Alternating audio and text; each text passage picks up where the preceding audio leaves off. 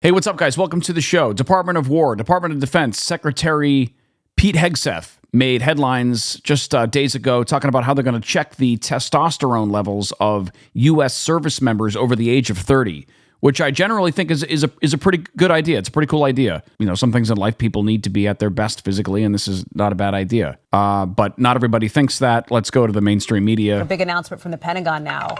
A fascinating one, an interesting one. The military is going to start testing the testosterone levels of some service members. They're going to check their testosterone, according to this post, this video from the Defense Secretary Pete Hegseth, captioning the whole thing, the high T Department of War, high T, high testosterone. Watch this. This initiative, it's not about artificial enhancement.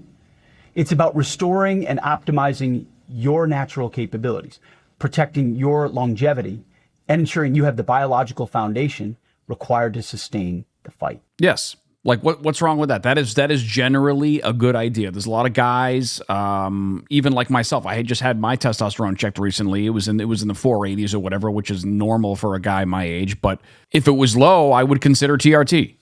Hegseth also says the military will then recommend hormone therapy for members if they need it.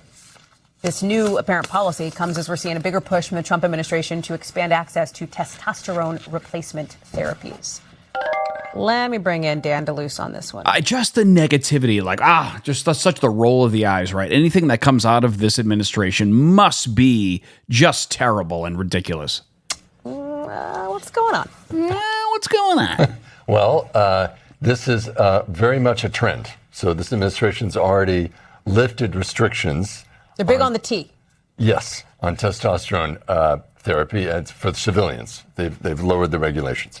And there are some experts, and there is some medical research that has been put out there specifically about military troops, that there is some advantage potentially for combat operators, special forces, people who are in high stressful. There is some advantage, potentially. You know, we don't want to give them too much credit for coming up with this idea. There's advantage to have access to this kind of treatment. Okay.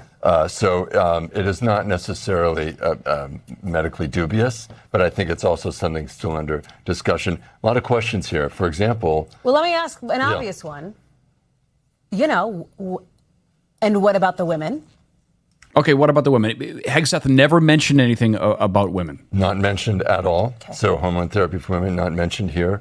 Also, if you decline this therapy, let's say you go through the test, your testosterone levels are lower. What if you say, I still don't want the therapy? Right. Is what that happens okay? They haven't really clarified that. Also, how much is it going to cost? Well, that's maybe less of a question for people in the military.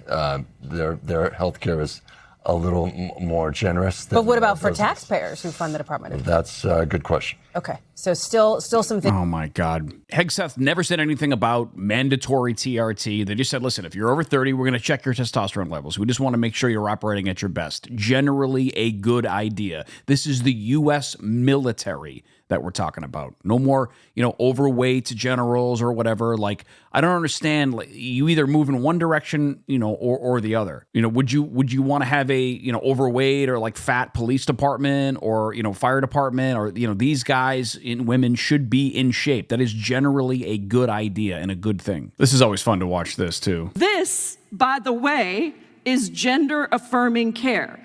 And by the way, male members of this committee, watch what you vote for.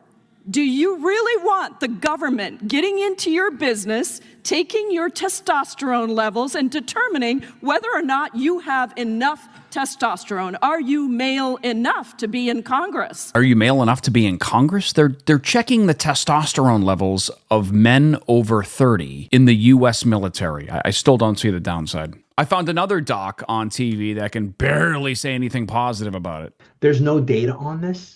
I think the only positive that I see for this, and again, I'm going to be really specific about this. He's the only positive I see, he's laughing. Is it could potentially pick up individuals who do have hypogonadism. It could potentially pick up people who have hypogonadism and get them operating at their best. That possibly could be a positive that comes out of this. That do require treatment. I think as it rolls out now, I think the recommendation is for voluntary treatment. Yes, that is the recommendation. Voluntary treatment. No one's forcing a needle in your arm of TRT if you come up low. Which I think is also something that should always be. It should not be forced upon them. Yes, we agree on that.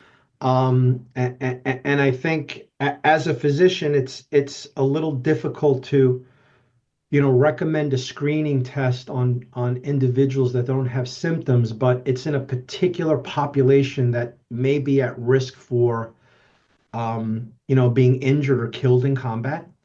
Yes.